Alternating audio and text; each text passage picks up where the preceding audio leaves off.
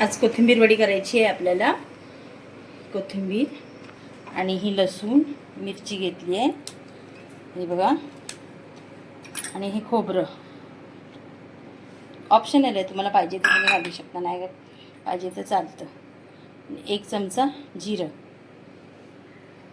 टाकले तर वरून. हे बघा, हे बघा ते वाटून घेतलं. मिरची, खोबरं, धणे, जिरं, लसूण हे वाटून घेतलं. असं जाडं भरडच घ्यायचं. अशी बारीक चिरून घ्या. सुरीने एवढी बारीक चिरली नाही जात आणि मला वेळीवर चांगली जमते बऱ्यापैकी. मी वेळीवरच कापते. बारीक अशी चिरून घ्या. हे लसूण, मिरची, खोबरं, जिरं, धण्याचा ठेचा, ही हळद, ही लाल मिरची पूड टाकलंय आपण. तिखट, पण तरी सुद्धा लाल मिरची पूड थोडी, थोडा ओवा असं हातावरून. चवीनुसार मी 1.5 चमचा टाकते, म्हणजे चवीनुसार टाका.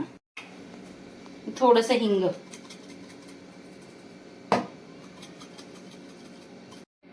हे अर्धी वाटी तांदळाचं पीठ आहे, हे 1 वाटी चण्याचं पीठ. थोडं हे लागेल तेवढं घेऊया. थोडं पाणी घालून घट्ट असं मळायचं.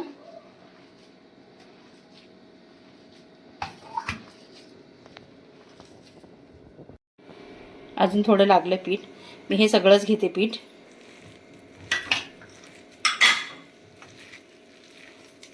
करत ठेवलंय मी. एका चाळणीवर तेल टाक. आपण मळलेलं पीठ आहे ना, ते थापून घ्यायचं आणि 10 मिनिटं चांगलं त्याला वाफ काढायची. तेवढं जाड ठेवायचं.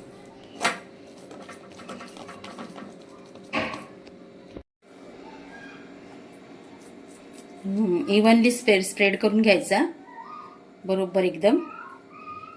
कुठे कमी नाही, कुठे जास्ती नाही. तुम्हाला त्याची जाडी जेवढी हवी तेवढी ठेवायची.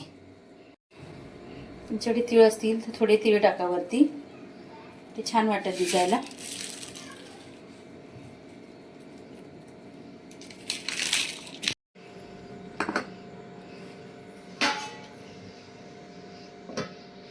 आता 10 मिनिटासाठी वाफून घ्यायचं.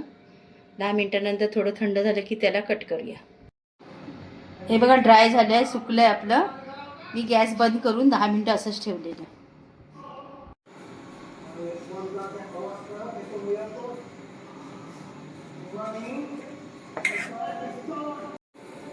हे बघा आपल्या वड्या तयार आहेत.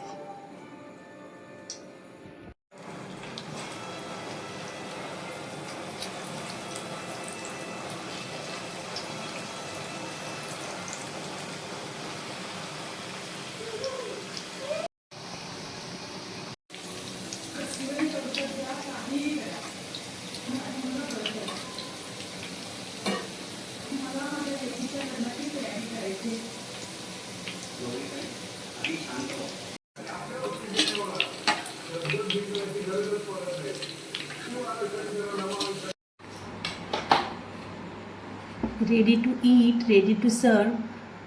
लाईक, सबस्क्राईब करायला विसरू नका. कोथिंबीर वड्या कशा झाल्या आहेत बघा तुम्ही.